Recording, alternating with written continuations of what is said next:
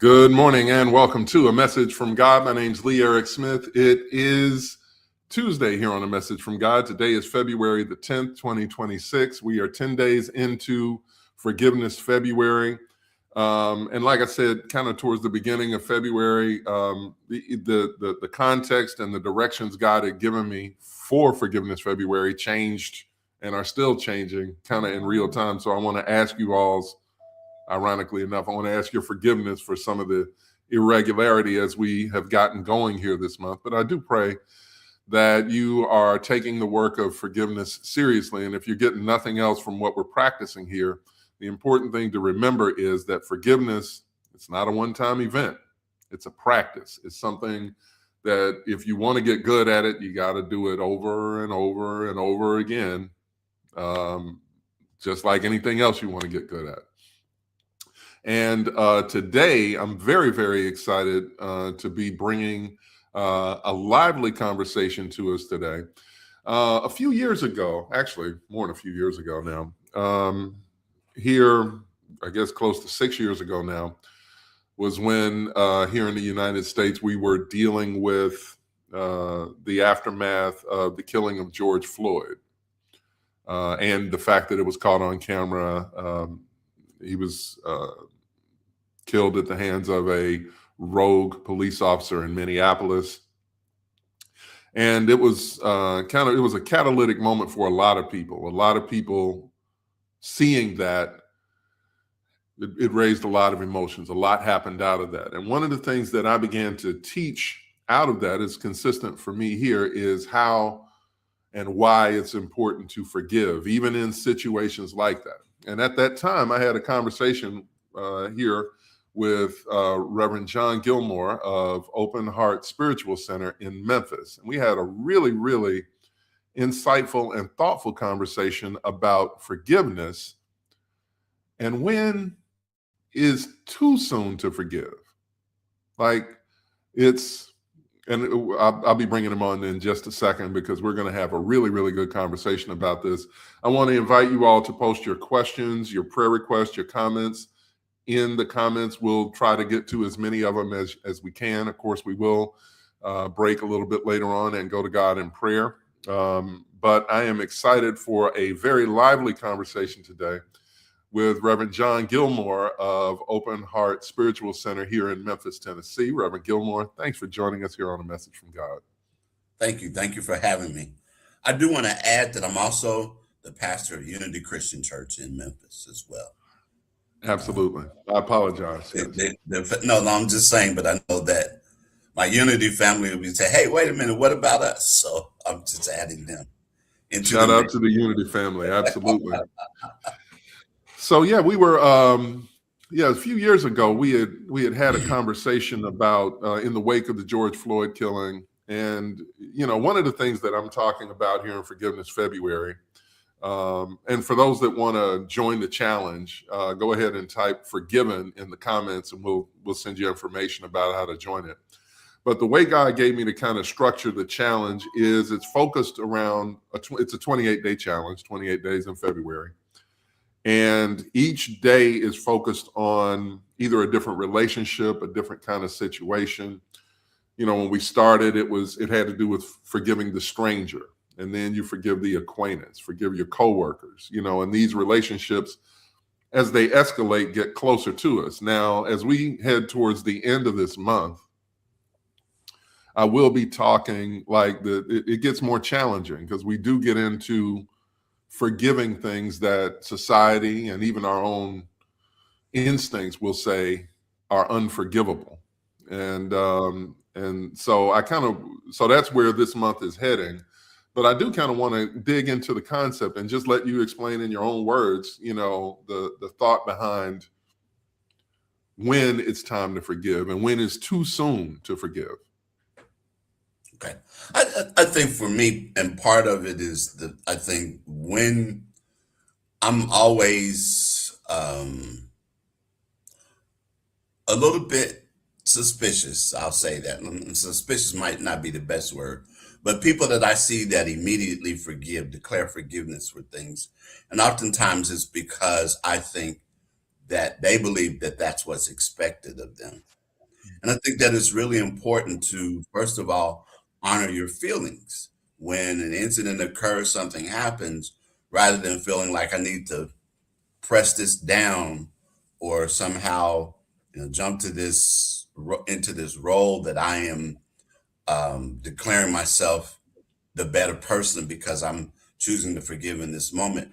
My thing is to take time to stay with your feelings, to stay with your emotions, to stay with what is happening and what is going on with you. And as you mentioned, that forgiveness is a process. And so I do think that it is possible for people to forgive too soon. And the reason why I say that is because I think that often when a person doesn't allow themselves the opportunity to process their feelings, to process what happens, then those emotions and feelings are eventually going to come out at some point, but they're going to come out in maybe a less than desirable way, in a less desirable manner. Because I've known of situations and circumstances where people have done that. And then I see other things in their lives that all of a sudden become imbalanced. And I think that a lot of times it's because they've been in a rush to forgive, because we have that it's the if we want to do it from the perspective of Christianity, the Christian thing to do. But again, I think that there's time I think that it takes to get to that point. So I will just, right off the bat admit that I'm not one of those people who um in most situations or in many situations jumps right in. I forgive you. So And I think you kind of touch on something, and it made me think of a scripture, some of the teachings of Jesus, where, in fact, right before the Lord's Prayer, Jesus is teaching, don't be like, these people, they're doing, they do the long prayers, they're doing it for show. Like, he's not saying they don't necessarily mean the prayers, but, people are, he's speaking to the fact that people can do things for show to mhm, look good for other mhm. people, to make it look good, and it kind of makes me think of that in this context of forgiveness, because it's the Christian thing to do. Oh, somebody shoots up a grocery store, oh, let me pray for forgiveness, let me pray for these people, and that is the thing you should do. But at the same time, it does raise the question, are you doing it because it's the Christian thing to do to look good for your peers, while the truth of the matter, in your heart, you are bearing deep resentment? You see what I mean? Mhm. I guess what I'm Mhm. getting at is, can you trick yourself into thinking that you've forgiven somebody, or that you are being forgiving to somebody, while that resentment really festers in your heart? Oh, absolutely. And I've seen it. I've seen people who have declared that they have forgiven, and then at every turn, there's that sort of passive aggressive behavior where they are saying things or doing things toward that individual that, again, belie the fact that they've said, I've forgiven them. But yet they continue to, well, they will may be nasty, make this disparaging remarks, their behavior toward that other person, everything other than the fact that they said, I forgive you, everything else points to something else. And so I've seen that happen. I know that people engage in that, and that's again why I say that as and I agree with what your opening remarks, that it's a process and not something that we can just completely dive into. Um, I do think we can work ourselves to that point, and as I'm sure that you've covered with your uh, in your teachings this month and already, that ultimately forgiveness is not for the other person's sake, it's for our own sake. And so when we're able to give ourselves some grace and move into that point where we can ultimately forgive. But again, I'm just not the biggest fan of just jumping right in immediately and saying I forgive you. Um, one if of you the things will. that we No, go kind of ahead. talked about it a couple of days ago when we were in each other's company, and I hadn't thought of it this way, but so the offense happens, whatever the offense is, and so there's emotion that happens when the offense happens, and when we go when out of our mouth flies, "I forgive you," right? And we put on this air or mask, and maybe even we've convinced ourselves that we have forgiven, but there's still a lot of emotional energy there. Hmm. And I Hmm. hadn't thought about it until our conversation the other day, that energy has to go somewhere. Hmm. And it Hmm. and it does show up. It will show up. It can show up in your health. It can show up in how you interact with other people who had nothing to do with that offense. Can you kind of talk to that a little bit? Yeah, I think again, because if things haven't been healed, they come up again for healing and continue to come up again for healing until those things are addressed. And so when a person doesn't give themselves that opportunity, like you said, that energy has to go somewhere. So it can manifest itself in health issues, a person's psychological, um, just their whole affect and everything else. So many different ways that can happen. And I, as you were talking and we were saying that, I did have a sort of humorous uh, memory of, I don't know if you remember a scene in the movie The Cable Guy, but when Jim Carrey as the cable guy was harassing Matthew Broderick, I think it was, and then there was a particular point where Matthew Broderick, in front of his family, struck Jim Carrey, and Jim Carrey, fell and dramatically. And then he turns around and immediately says, "I forgive you." And he basically was martyring himself, and everybody was jumping on his side. And I've seen that sort of happen with people where Forgiveness as a manipulation tool. it's a manipulation tool, Huh. exactly. And so it can be that way too, because sometimes we will want to prove ourselves to be quote unquote the bigger person. But again, it's about working through that whole process, because ultimately it is for our own benefit and not someone else's. I So. have described some of my own journeys and practices, how I learned some of these lessons. For me, it was in the very earliest stages of my divorce when I was having visitation with my daughter, and sometimes the visits would, my ex-wife, well, my now ex-wife, my then estranged wife would be present too. And sometimes the visits would deteriorate into, my now ex-wife's, calling me names, saying all manner of things about me in front of our infant daughter that I'm like, you just don't use that language in front of a Right. kid. Like, I don't care if you call me that, but don't do that in front of my kid, right? This is wrong for her. And it would enrage me, right? And then, Pastor, then after this woman done cuss me out in front of my child, I got to go inside and write a child support check, right? Yeah. Yeah. Steam is coming out my ears, right? Yeah. Whew, right? And I'm like, I Yeah. can't believe I'm actually about to pay for this abuse. I can't do it. I can't believe it, right? And so I'm saying this and I'm feeling the rage. And it's at that point where, I hear the inner voice say, okay, it's time to pray for her. Like, I'm like, now? Like now? Like, yeah, now. Like, shouldn't I calm down first? Like, nope. Nope. Right now is the time. And I guess what I'm saying is, as we talk about working through the feelings, I think the instinct is people think maybe you wait until you're in your cooler state of mind, or you have to get in your Jesus posture and do this. Oh, I forgive, Lord. I thank For me, after writing one of those checks, I was like,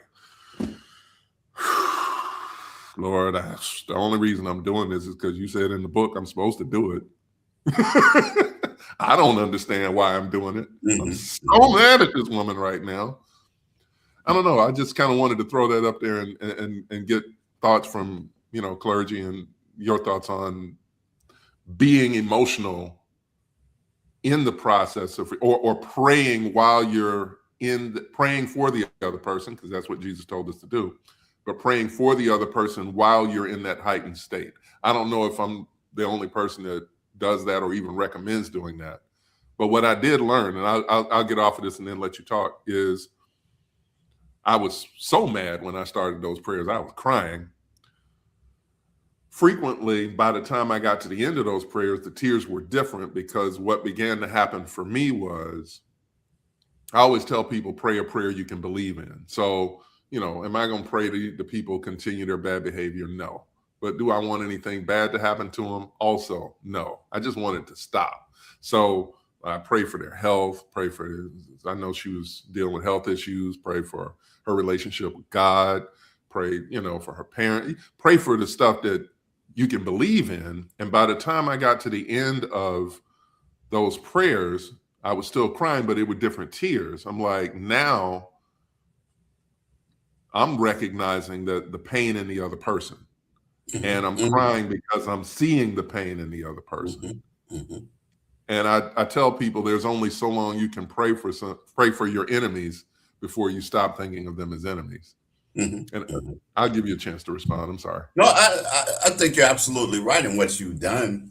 What occurred to me, what you've done is that you've shifted the focus from that person being um, the object of scorn to one of compassion, or at least empathy.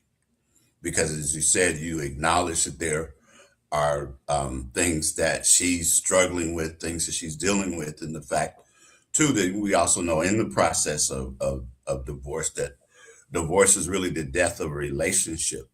So you go through a lot of the same mourning cycles and other things that people do when it comes to, physical death, a person dying the death of a relationship. So you go through those stages, but what you describe is the process of shifting that person from being, like I said, an object of scorn to a recipient of some compassion, some understanding, some awareness of the fact that here you have um, a person who's hurting along with you, because in that case, you're both hurting in a lot of different ways, and the dynamics and things that are all involved.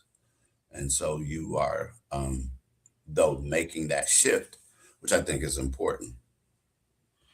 Um, It's one of the things that I think about, and it just kind of comes to mind as we're talking about it now, is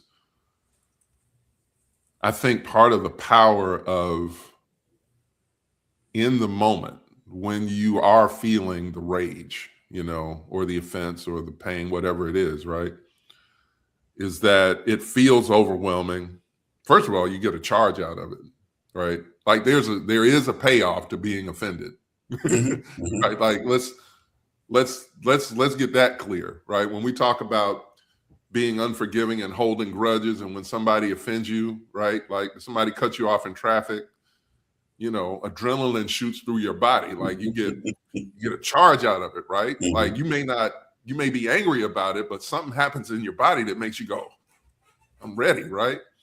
And so I think when we are in that state, it can feel overwhelming, and it feels like we might be out, we might let ourselves get out of control. But the power of taking that offense or that issue to God in that moment,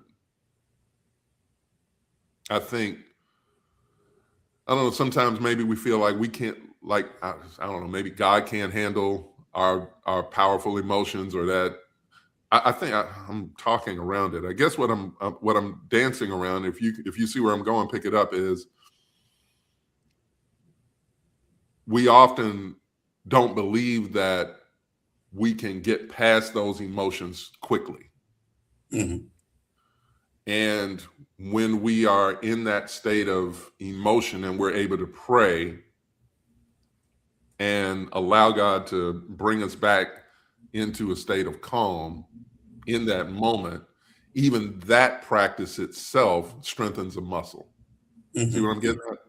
Mm-hmm. And yeah, I just kind of wanted to know if you have a similar practice or how you kind of.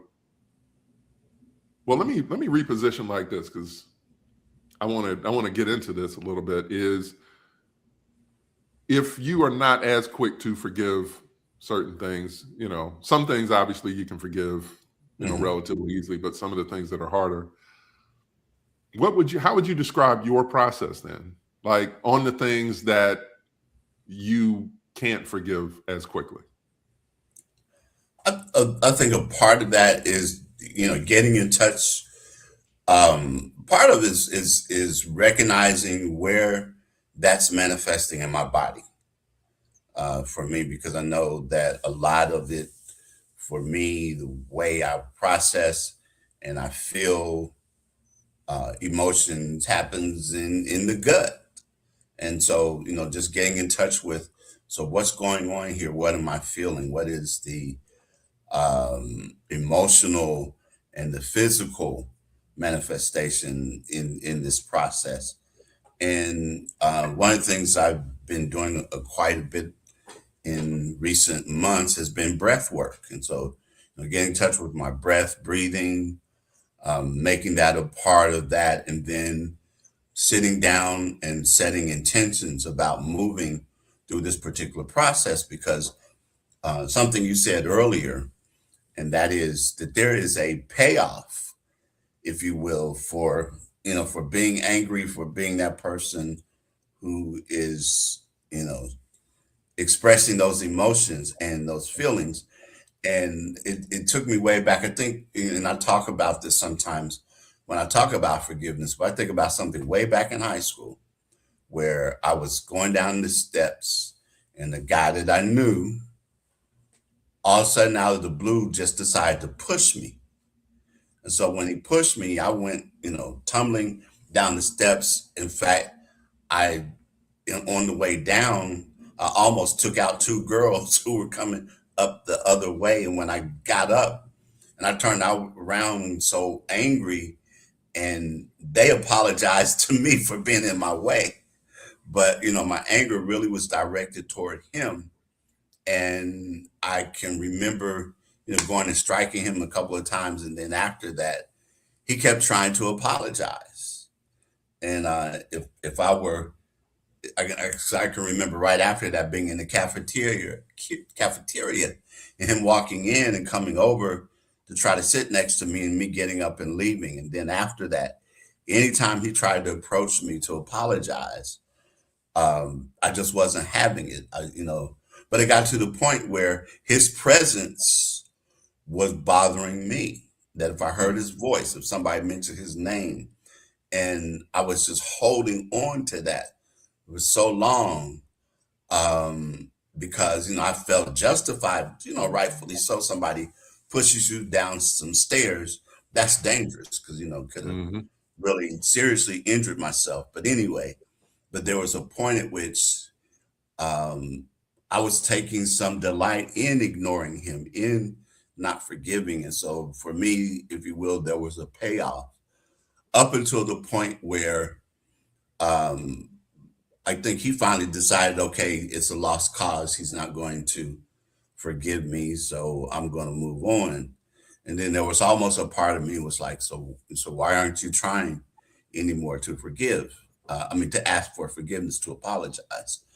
And I had to finally ask myself, so how much longer are you going to carry this around? Because it's cutting you off from some things. Because as I said, if if I was in a particular place and he came, I would leave. Or if something else is going on, I knew he's going to be there, I would avoid going. So I'm inhibiting myself and limiting what I can experience because I'm not letting those things go. And I've heard the description of unforgiveness being, it's like drinking poison, wishing the other person to die Hmm. because, but until you do so. So I do think, and because I don't want to give the impression that I'm saying not to forgive. I'm just saying Correct. that it's a process, that it takes time, and it takes a little bit more reflection and introspection, I think. And you described your work, you described your process, and I talked, briefly about mine. Which is the way to do that. And I think another part of that also can be journaling, because I could think about a really particular uh, situation that happened with me when I was Mhm. let go from a job I thought unjustly. I felt like I was micromanaged in the situation, and some of the things that I know that happened on my part were as a result of me feeling that way. But it took me a while to go through that, and then I was actually taking a class, and in the class, one of the suggestions was, to write a letter describing what happened and get all of my feelings out on the paper. And then once I did that, to write another one, describing the ideal situation in that particular circumstance, finding a better story, if you will, Mhm. to be able to tell. And so once I was able to do that, I was able to move on. Um, and I'm gonna just offer a moment of transparency. Is that in 2018 I suffered a major health crisis. I had a aortic valve aneurysm type A, which I had to end up having 9 hours of open heart surgery. Um, I went through some other complications as a result of that. I had to learn to walk again, spend time in rehab and all of that. And I think that a lot of that and what brought that on was in that period between me leaving that particular organization and everything else, me just replaying and rehashing over and over again in my mind the various offenses and things that I felt and things I felt like that had happened to me in that process, and not letting them go, I think was a big contributing factor to what I experienced. And so believe you me, I had a long period of time to really process those things and to think about that, because as I said, it was in rehabilitation and everything else for, that period of time. So, I'm very happy to be talking to you right now, brother. I and wasn't I'm aware very of happy to be talking to you too, because happy to be talking to because you. there was a point at which a doctor came in the room and told my wife, well, if anything you need to say to him, you need to say it now, because, but I'm still here. So, I'm even but, more grateful for I that. do attribute much of, some of what happened to me, that being a major contributing factor for me not letting go. So I had to decide, okay, you need to let this go. Uh, It's yeah. something that we don't often talk about enough, I think, is how hmm resentment shows up in our health. hmm hmm And I like the fact that we're talking about the payoffs of unforgiveness, like, well, the payoffs of it and the costs of it, because you can get a charge out of it, but hmm it'll have you taking yourself out of spaces you otherwise would want to be in, Right. around people you would otherwise want to be around because of that one person. Right. Who, how long after the pushing incident did they seek forgiveness? Did they try to apologize? I mean, like I said, after that happened, I think it was maybe a couple of hours, because I think I was on my way to class, and once class was over, I went to the cafeteria for lunch, and here he comes. Right. So, hmm And so he knew he was wrong hmm in fairly short order, hmm and tried to make amends. And it was resentment in your own heart that kind of hmm kept that away. right, So yeah, there's a cost there. right. And man, let me get to a couple of comments that we're seeing coming in. Just want to shout out some folks. Folks, if you want, make sure post your questions or comments in the chat. If you want to join the Forgiveness February Challenge, type forgiven in the comments. Michelle Gissendana checks in from San Diego. Hey, Michelle, hope you're doing good. Michelle also checking in adds, she says, that's true. For me, I think you need time to actually process the act itself in order to respond in forgiveness. At least that's how I respond to forgiveness. Good stuff, Michelle. Thank you. Michelle's a regular contributor here. Beatrice Susini checks in. Hey, Beatrice, first time seeing you on the broadcast. She says, I really needed to hear this today. Thank you. We're grateful to have you on as well. I think it kind of gets to, and before we're going to get to one or two more things, and then we'll close out with prayer. But it does come up frequently when we talk about forgiveness. What about when the other person doesn't change? The other person, they don't think they did anything wrong. They ain't trying to apologize for their behavior. They're not trying to change their behavior. Is that your toe? Here, let me step on it again. How do you think we should manage those types of situations when the person isn't contrite and trying to make amends? My thing again is the fact that I've done my part. I've forgiven them. I've let the process go, and I because that was something that just came to me to remember to say, and I think that's important because one of the things, and I know when we had our conversation the other day, I shared with you, is the fact that I know that as a minister and as a pastor, that whenever in the process of either in the process of teaching or in the process of preaching or delivering a message, that when I get into forgiveness, the energy shifts in the room because it's a difficult subject for a lot of people. And I remember a sermon I did very recently that I entitled The F Word, and the F being forgiveness. And and I said that, and I know that a lot of people get, tighten up when I talk about that, but how important it is, because I can remember one time teaching a class and I saw a woman, I observed a woman, she was a member, just sobbing the whole time I was talking. And so once things were over, and as people were leaving, and she said, can I talk to you for a minute? And the thing of it is that she was a person that had been robbed at gunpoint. And she thought that I was saying, when I talked about forgiving, that she needed to somehow go find that person and visit that person because they ended up getting convicted of the crime and were serving time, but to actually go to that person. And my thing to her was, no, I never said that. First of all, you're not condoning what happened to you. Right.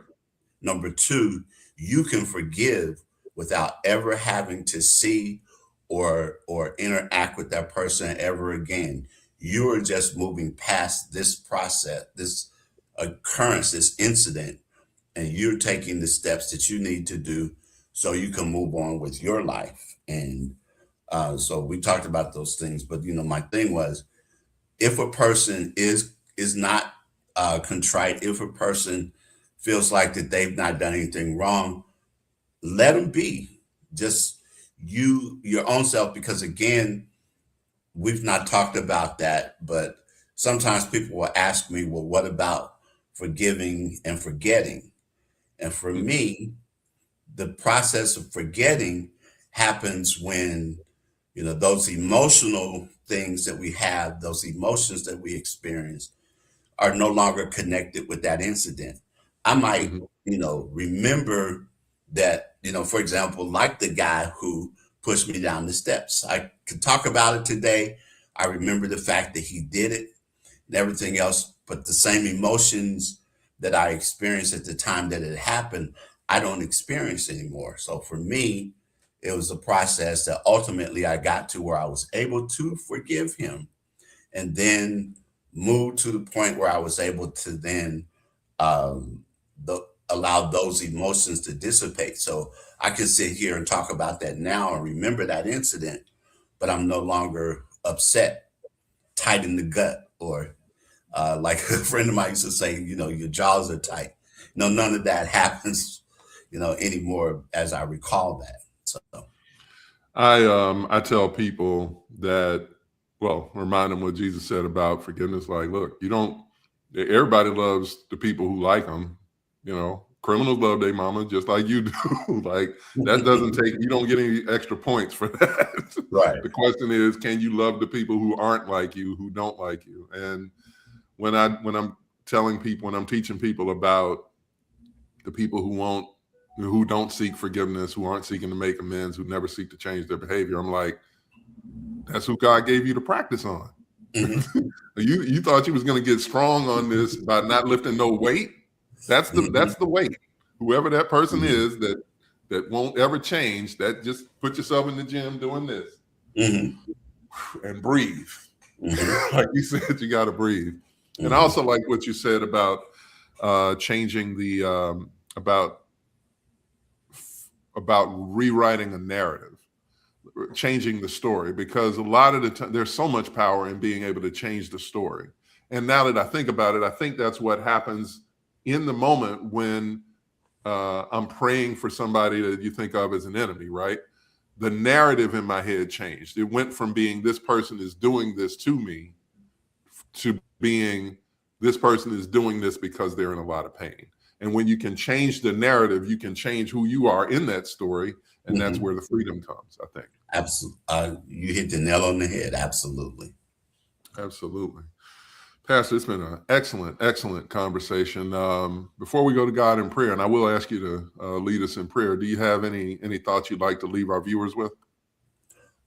Just again, I think saying, acknowledging the fact that I do think that forgiveness is an important part of what we do as we practice things from a spiritual perspective.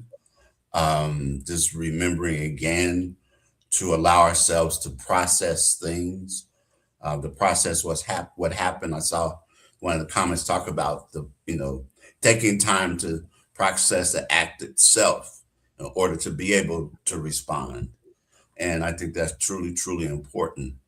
And then remember that forgiveness is not condoning the actions of another.